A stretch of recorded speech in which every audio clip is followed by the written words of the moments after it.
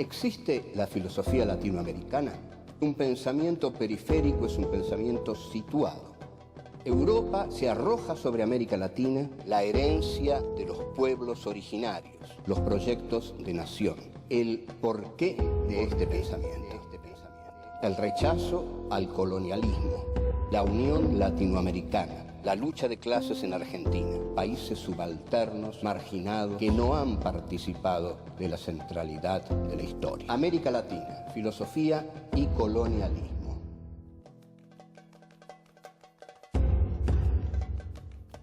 Encuentro 3. Los movimientos de independencia. 1. El tren del progreso. 2. Bartolomé de las Casas y la refutación del colonialismo. 3. La independencia de España y el papel de Inglaterra. 4. Los proyectos de nación.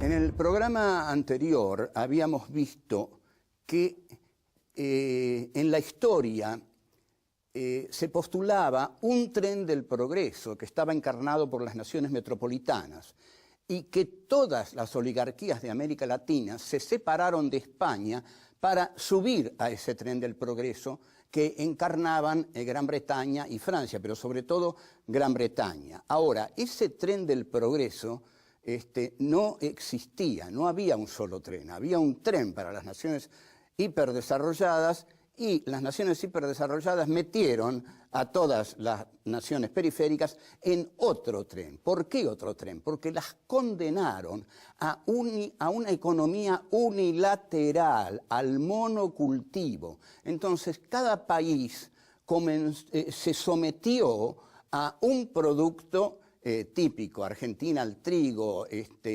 Bolivia al estaño, Chile al cobre, Centroamérica al azúcar, y todo eso el imperio inglés lo hizo mantener, y las oligarquías de América Latina lo hicieron con mucho gusto porque era muy fácil extraer lo que ya estaba, lo que ya se tenía. En cambio, les resultaba muy difícil desarrollar una industria propia, que era lo que tenía Inglaterra. Entonces Inglaterra se asume como taller del mundo. Yo soy la industria, dice. Ustedes sean el monocultivo. Y es así como el desarrollo fue asimétrico por completo, porque una industria siempre tiene un valor agregado que la hace valer mucho más que a las materias primas. Entonces, esto fue lo que determinó el subdesarrollo y el atraso de América Latina. Ahora bien, no es que, quiero dejar claro esto, no es que el capitalismo británico haya sido malvado y los de acá hayan sido ingenuos o también malvados. Es el capitalismo es así. Si ustedes van a ver la película Wall Street, van a ver que el protagonista dice, la codicia es buena, porque la codicia es el alma de la economía. Entonces, no es una lucha de buenos y malos, es una lucha en la cual los intereses toman una determinada relación, pero en esa relación de intereses, América Latina quedó confinada al monocultivo y al atraso, porque no pudo desarrollar una industria propia. Desearon fervorosamente salir de la órbita española porque deseaban entrar en la órbita del progreso histórico. Hay progreso histórico si ustedes se unen a las potencias que encarnan ese progreso histórico. Y España dejó de encarnarlo. España lo encarnó en la conquista de América, pero fue digamos, una encarnación de un movimiento, el de la conquista de América, que despertó al sistema capitalista, pero a través de una brutalidad enorme que fue llevada adelante, como dijimos, con la espada y la justificación de lo evangélico. A esto, muy meritoriamente, se opuso un clérigo español Bartolomé de las Casas, que se apiadó tremendamente de los indios masacrados por la conquista de América. Yo no quiero asustarlos, no quiero asustar a nadie, pero la conquista de América fue realmente una masacre de los pueblos originarios. Yo diría que hubo por lo menos 40 millones de muertos en América Latina y fue el arrasamiento de los pueblos originarios, de los que no quedó casi nada. Entonces, Bartolomé de las Casas, que nos deja su documentación y su palabra adolorida, dice: ¿con qué autoridad habéis hecho tan detestables guerras a estas gentes que estaban en sus tierras mansas y pacíficas? Clarísimo lo de Bartolomé. ¿Con qué autoridad? Bueno, esto la monarquía española lo diría claramente, porque nosotros somos Occidente, porque nosotros somos los países de la civilización. Entonces, por eso hemos venido acá y hemos hecho estas atrocidades, señor fraile Bartolomé de las Casas, que usted está denunciando inútilmente, porque las vamos a seguir haciendo. Lo cierto es que las siguieron haciendo y que Bartolomé de las Casas pasa a la historia como un testimoniante que fue sensible al horror de la masacre de los pueblos originarios, pero que por supuesto no la pudo impedir, porque mal puede impedir un buen fraile todo un proceso histórico que se basa en la masacre de esos pueblos para lograr la extracción del metálico, del oro que hay en esa tierra que se ha conquistado. Volvemos.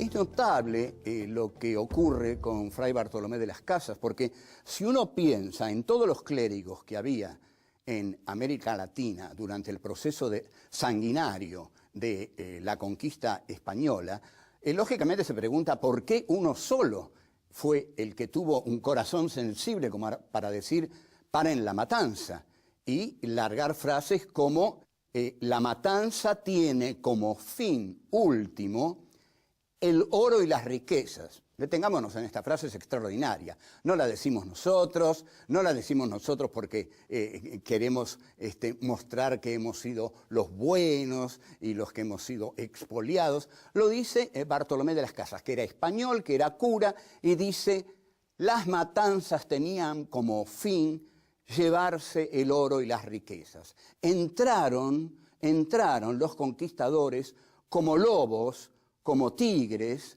como leones, cruelísimos, y impusieron días de hambre y de muerte a todos los indígenas. Entonces, para nosotros, Fray Bartolomé de las Casas, y para todo el pensamiento anticolonialista, es un ejemplo excepcional, porque todo aquello que el pensamiento de la derecha dice, que la conquista de América fue progresiva y que integró a América al progreso de la humanidad, lo que está diciendo un hombre de Dios, Fray Bartolomé de las Casas, es: esto no integra nada a la humanidad. Lo que se está produciendo aquí es una matanza inclemente que se está produciendo por la codicia de llevarse las riquezas de América al centro del mundo, a España. Y están buscando también los tesoros del Perú. Los tesoros del Perú eran un mito al cual los conquistadores querían llegar, porque se hablaba de una región en la cual estaba acumulado todo el oro de América Latina, de este continente. Ahora, es Bartolomé de las Casas el que dice que este continente fue saqueado injustamente, injuriado, vejado, en nombre de la codicia de la razón occidental, digamos, en este caso encarnada por los aventureros que fueron los conquistadores españoles. Tampoco queremos pelearnos con España, pero España tiene que asumir que esto fue así. Nosotros no podemos decir otra cosa. Esto fue así, ocurrió así. Hubo un genocidio para llevarse las riquezas de América Latina a la monarquía española, que no supo mucho qué hacer con ellas porque terminaron desarrollando realmente las industrias británicas, porque finalmente a través de los piratas y de los robos a los galeones fue Inglaterra la que terminó quedándose con las riquezas de América Latina. Esa conquista se trató de una guerra tiránica. En realidad, los conquistadores que llegaron fueron tiránicos y los curas que llegaron con ellos ayudaron muchísimo a ese genocidio. Esto se va a repetir, se repitió en la Argentina, por supuesto. Pero a ese genocidio el cura viene para evangelizar al indio. Si el indio no acepta la evangelización, lo que no está aceptando es que el alma entre en él. Si el alma no entra en él, al no entrar el alma de Jesús, el conquistador lo puede matar sin ningún remordimiento de conciencia. Entonces, el pensamiento de Las Casas está refutando la esencia del colonialismo, porque la esencia del colonialismo es la bandera que dice: con nosotros llega el progreso, llega la civilización, con nosotros América es incorporada al mundo. Y esto es lo que va a decir todo el pensamiento de la derecha, ¿no? Dice, bueno, es una bendición, América ha sido incorporada, así entró América al mundo. Pero sin embargo, la tierra americana pasa a ser del conquistador. El conquistador se queda con la tierra y mata a los pueblos originarios a los cuales pertenecía la tierra. Es entonces, frente a esta situación que España establece con la conquista, que se revelan las revoluciones latinoamericanas ya en el siglo XIX. ¿Contra qué se rebelan? Contra los descendientes de aquellos conquistadores que arrasaron con los pueblos originarios. Los que se van a rebelar son los criollos que quieren salir de la órbita española para comerciar con las grandes potencias imperiales. Lo hacían a través del contrabando, lo venían haciendo, pero ahora, si se hace esta revolución que tiene como única finalidad echar al colonizador español y lograr una libertad para lograr la libertad de comercio y no estar sujetos al monopolio de comerciar solo con Cádiz. Quieren comerciar con todo el mundo. Hasta luego.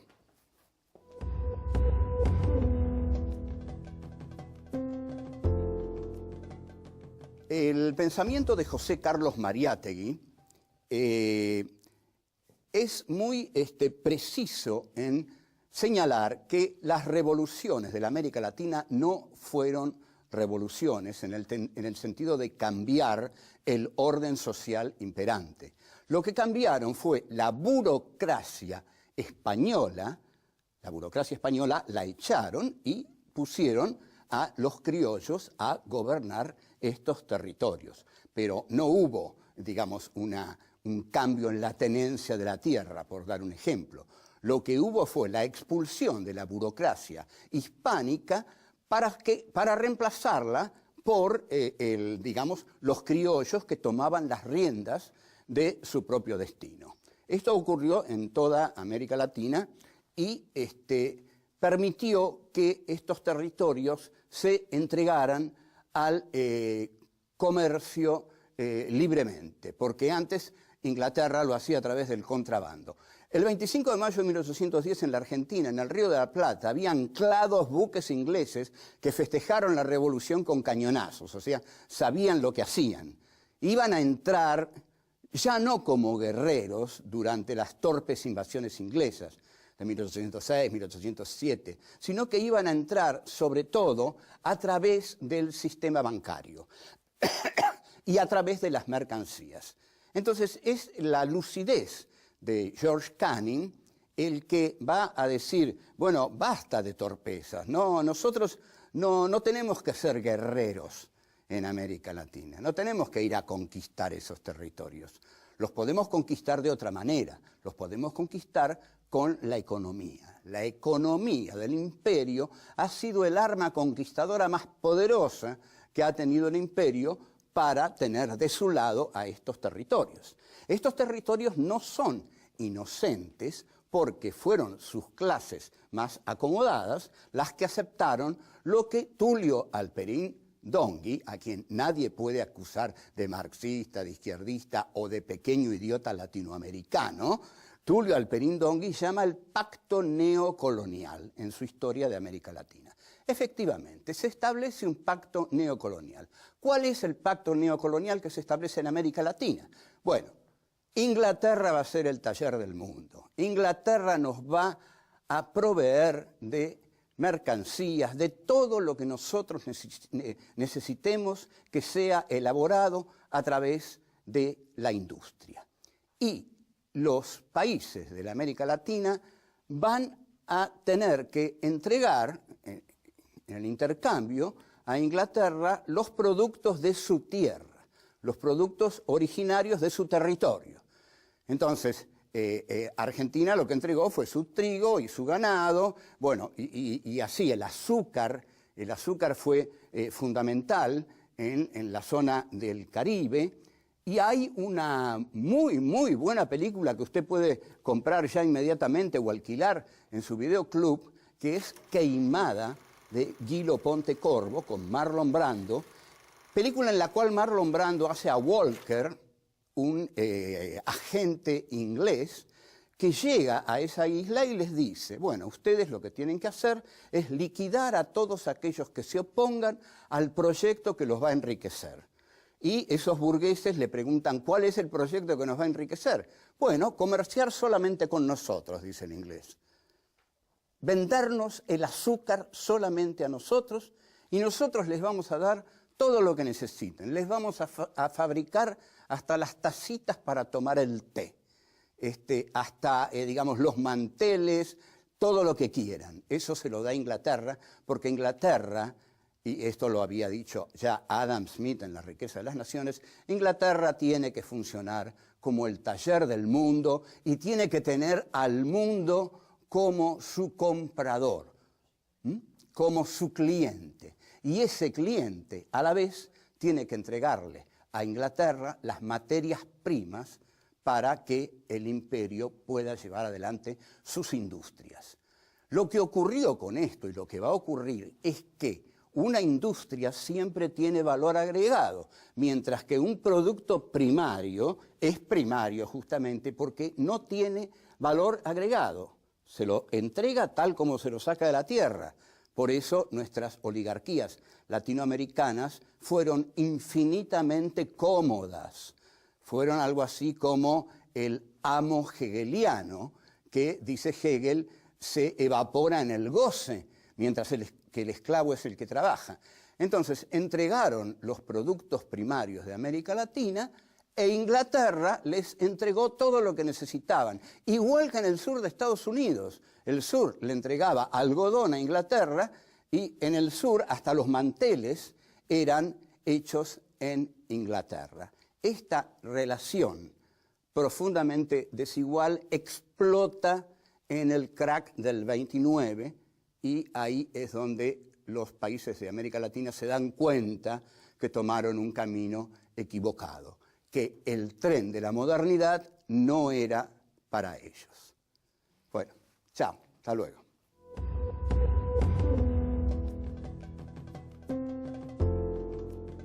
El hecho de que los países de América Latina quedaran confinados a la producción de un solo producto, es decir, al monocultivo, estableció una relación de profunda desigualdad entre América Latina y los centros metropolitanos de la economía. Entonces, se careció en América Latina de un proyecto nacional que integrara a los países a través de economías regionales autónomas que produjeran auténticamente distintos productos que no fueran importados, sino que sirvieran para el desarrollo interno de cada país. No hubo mercado interno. Y el mercado interno tiene otro nombre, tiene el nombre de nación. Donde hay un mercado interno hay una nación. Donde hay una nación hay una patria. Donde hay una patria es necesario un Estado.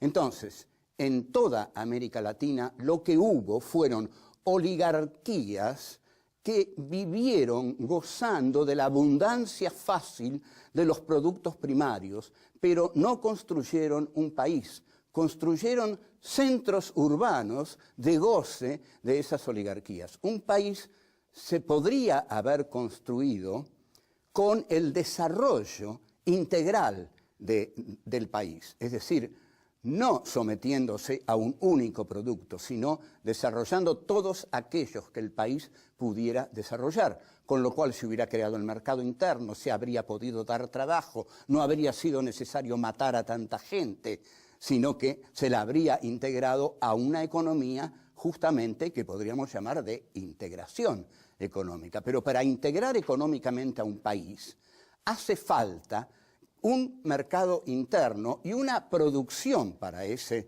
mercado interno. Entonces, hubo quienes, por supuesto, se opusieron siempre a esta fácil economía de mandar a Europa lo primero que tenemos. A ver, ¿qué crece aquí? Bueno, aquí crece maíz. Nosotros hay azúcar, mandamos azúcar. Somos los dueños del azúcar. No, no, no. Entonces, hubo pensadores, hubo políticos que dijeron, no, pero en todos los tiempos, por ejemplo, Salvador Allende nacionaliza el cobre. Esta es una medida fundamental que indignó a Nixon y a la CIA. Apenas Salvador Allende nacionaliza el cobre, Nixon y Kissinger y el diario El Tribuno, que fue uno de los principales diarios que colaboró en la caída de Allende, y la ITT, y la Pepsi Cola y el Chase Manhattan Bank dicen, este es un gobierno al que hay que tirarlo abajo. Porque ¿cómo se atreve a nacionalizar el cobre? El cobre no es de Chile, el cobre es para entregarlo a los países que dominan el mercado mundial. Entonces, vemos que esto ha ocurrido en todas las épocas, ¿no? Que el gobierno de Allende cae, en gran medida, es decir, desde el comienzo su caída comienza a ser planeada por este tipo de medidas proteccionistas. Esta es la palabra. Siempre se han enfrentado el proteccionismo y el libre cambio. ¿Qué es el proteccionismo? El proteccionismo es muy fácil, es decir, miren señores, no nos manden máquinas de coser, porque las vamos a fabricar nosotros. Entonces, eso es proteccionismo económico. Y nosotros fabricamos nuestras máquinas de coser en lugar de que nos las envíen los ingleses. Pero se eligió el liberalismo. ¿Y el liberalismo qué es? Miren, mándennos sus máquinas de coser. Estamos abiertos a todo lo que nos quieran mandar y nosotros les enviamos lo que ustedes quieran. ¿Ustedes quieren que seamos monocultivistas? Bueno, para eso somos libres, elegimos libremente ser monocultivistas. Y ustedes libremente mándennos todos los productos manufacturados que nosotros podíamos hacer si fuéramos proteccionistas. Pero ¿cómo vamos a ser proteccionistas? Lo fue el Paraguay, pero porque tuvo un dictador, a Francisco Solano López, que era un dictador, y cerró el Paraguay. Claro, es cierto, en el Paraguay hubo astilleros, hubo un desarrollo capitalista profundo, independiente, autónomo, por eso tuvimos que arrasarlo al Paraguay, con 600.000 paraguayos muertos. Y esas cosas hay que hacerlas en nombre del progreso de la historia. Incluso el mismísimo Marx va a decir, ¿qué importan los horrores y los frutos son placeres? No mató a miles de seres Tamerlán en su reinado, con lo cual está diciendo, no importan los costos humanos que implique la penetración imperialista en los países coloniales, porque el mismo Marx apoya el desarrollo burgués porque dialécticamente, hegelianamente, cree que de ese desarrollo burgués va a surgir el proletariado industrial que va a llevar a estos países a la liberación. Pero aquí se equivocaba muy fieramente. En cambio, las oligarquías criollas no necesitaban esa dialéctica. Las oligarquías criollas de todos los países de América Latina dijeron libre cambio. Libre cambio porque con el libre cambio nosotros enviamos las materias primas e Inglaterra nos manda los productos manufacturados. En cambio, un Estado proteccionista habría defendido la economía nacional y habría llevado a la economía nacional a fabricar autónomamente, internamente, aquellos productos que un mercado interno habría reclamado. Esto no se hizo y los países de América Latina se constituyeron en exterioridad, es decir, dándole la manija central al imperio y sometiéndose al único producto que cada uno de ellos lograba producir, que lo producía la tierra. Así, América Latina quedó condenada al atraso industrial y, bueno, ese ha sido su destino tan oscuro en el aspecto económico, en el cual fue realmente un continente subalterno ante las grandes potencias. Bueno, vamos a desarrollar más estos temas porque no son fáciles, pero lo vamos a hacer. Hasta luego.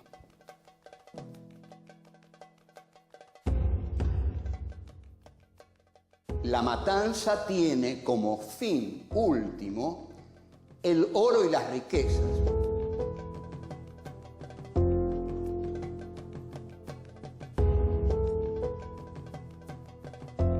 Para llevarse las riquezas de América Latina a la monarquía española, que no supo mucho qué hacer con ellas porque terminaron desarrollando realmente las industrias británicas. El 25 de mayo de 1810 en la Argentina, en el Río de la Plata, había anclados buques ingleses que festejaron la revolución con cañonazos, o sea, sabían lo que hacían.